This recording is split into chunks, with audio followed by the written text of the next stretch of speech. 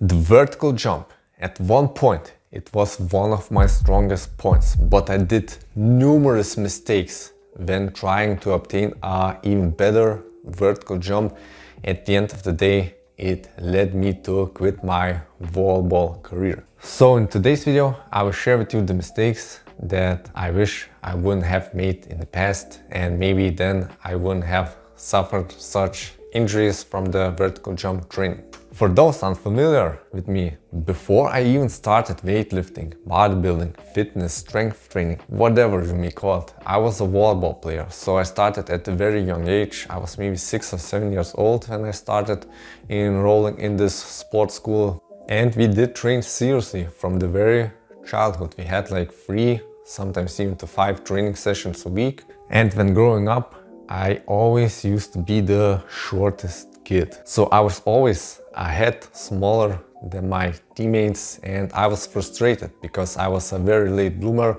So from the age 7 all the way up to age 16 or 17, where I did hit a big growth spurt, I was a head shorter than them. So my only weapon was in the air to get even the vertical jump.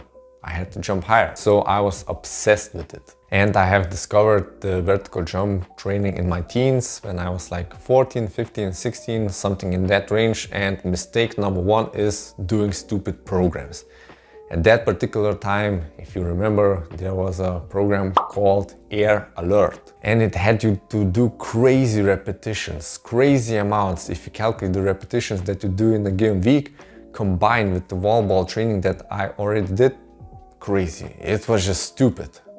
And it can only lead to overuse injuries. Nothing good comes out of it. The structure is terrible. And our trainer, he didn't tell us how to train for the vertical jump. So basically the volleyball training was left only to train the technical skill of the game and also overall fitness. So it was up to me to discover the best approach how to increase the vertical jump. After a while, I did find a better program. It was called the Vertical Jump Bible. So at this time, I structured my training a little bit better. So I started doing strength training, plyometrics, basically all the stuff needed to have a better vertical jump. So you have to put in power, explosive force into the ground to explode up. Simple as that. And don't do any crazy repetitions like 1000 reps per week like the Air Alert program. So first of all is get a proper program that gets you proven results. Simple as that. Now another thing that I used to do in my teens was wearing ankle weights. Now looking back at it, I don't think it's a bad idea to use ankle weights. So basically you increase your own body weight, so you have more resistance that you must push into the air. So it can be beneficial. But the stupid thing that I did was I was wearing very heavy ankle weights and I was going to school with them. So I was going on my everyday life wearing ankle weights, going to school, sitting in the classroom, walking between classes, and under my jeans I had these huge ankle weights in them. So yeah, pretty stupid of me. It doesn't make any sense. Like you just walk around there, sit most of the time, so it doesn't do anything. But I was that obsessed with my vertical jump at that time, so I did even go to such extremes. So the better alternative would be wear the ankle weights when you are training. Or another good point is when we were training beach volleyball on the sand in the summer, I have noticed after training there for a couple of months, when we did get back into our regular training, when we were training in the closed environment, I have noticed my vertical jump improved quite significant over that period of time when we were training beach volleyball. So training on the sand, jumping on the sand, it's more difficult, so your muscles automatically have to work more. And when you transition back into playing into the hall, you will jump higher. So these were my teens.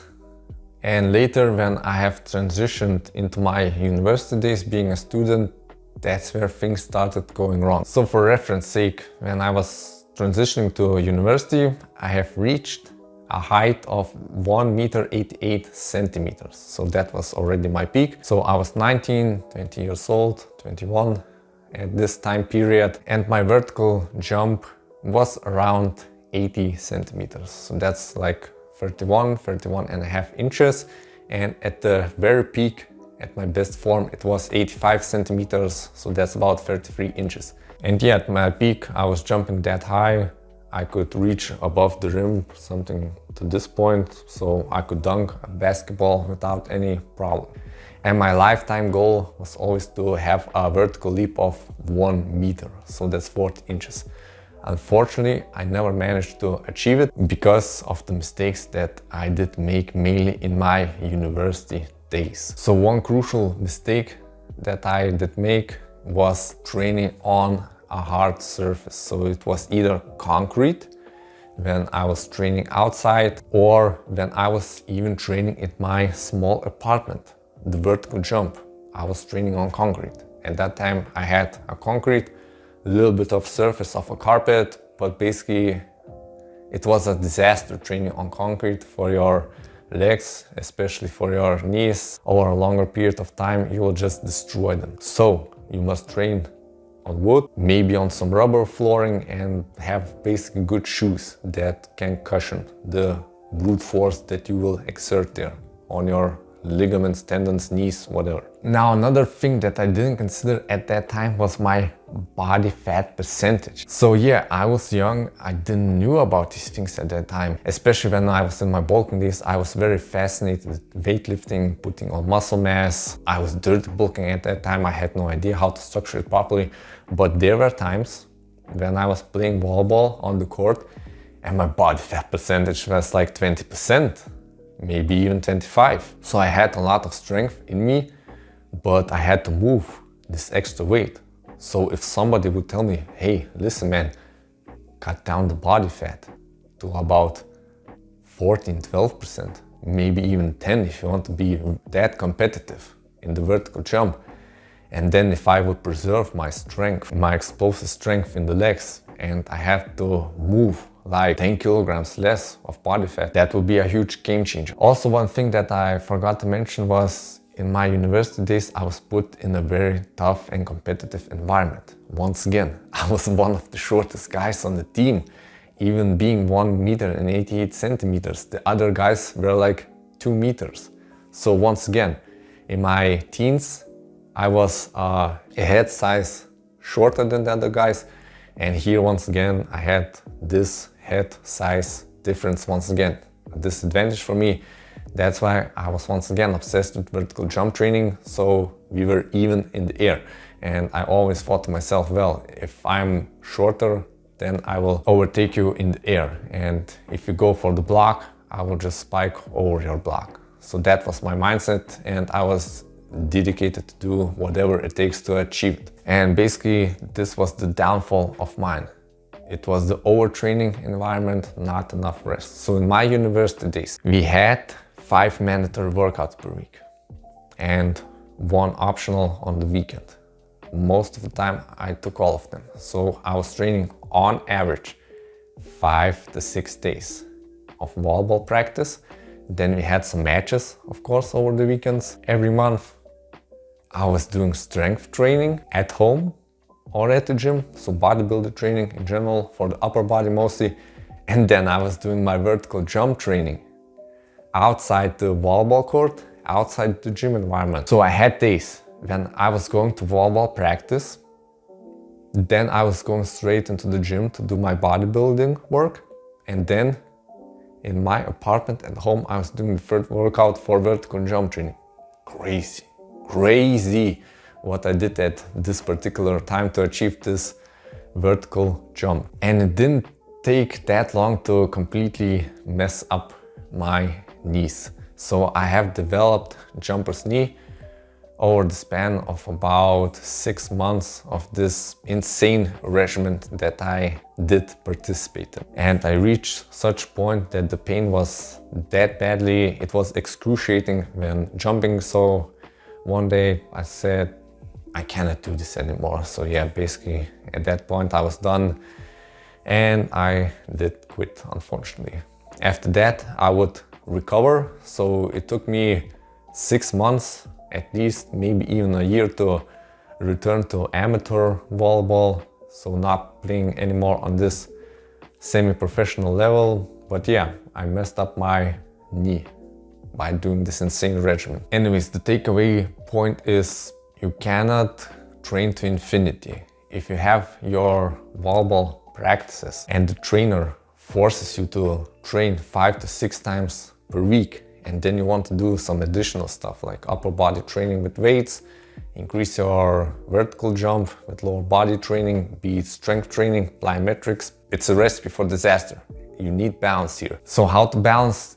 Difficult to say, but first of all, if I am looking back 5 to 6 times practicing volleyball, I think it's too much if you want to do some additional stuff. So first of all, will be reducing the volleyball training to, let's say, 3 times per week. That would be a good number. And then maybe squeeze in like 2 sessions for your upper body work, lower body work for the vertical jump. So yeah, if I would revert back time, I would choose a solid program that will give you results for sure. And it should have components of strength training, so training with weights. So you must do movements like squats, deadlifts, basically movements that train your explosive power, combined with plyometrics. The plyometrics, I think, you can switch to doing when you are doing your volleyball training sessions, and then have like 2 sessions a week for your strength training. Then maybe I would incorporate the ankle weights from time to time. Of course, trying to train on sand whenever possible, especially in the summer when the weather is good. For sure, don't train on any hard surfaces like concrete. Think about body fat percentage numbers. It could be even an interesting strategy to explore to gain body weight to a higher body fat percentage, and that way your body adapts to this and you maintain your jump numbers, and then you cut down and you can jump even higher. So yeah, could be a thought worth of exploring here. And then for sure the most important thing is balance. Don't overtrain. You must structure your volleyball training, your vertical jump training, your gym training. Otherwise you will just destroy your body here. And I had these problems in my early 20s. So that's why you see a lot of volleyball players don't make that far in their career, because they are doing just too much work and they are not giving their bodies enough time to recuperate from all the training that they are doing. So if you are interested in home workouts, for example, here's a video of how I'm training currently my bench press. So this is the program that I'm using currently to increase the bench. So that's it for today's video, and I will see you soon next time. Bye.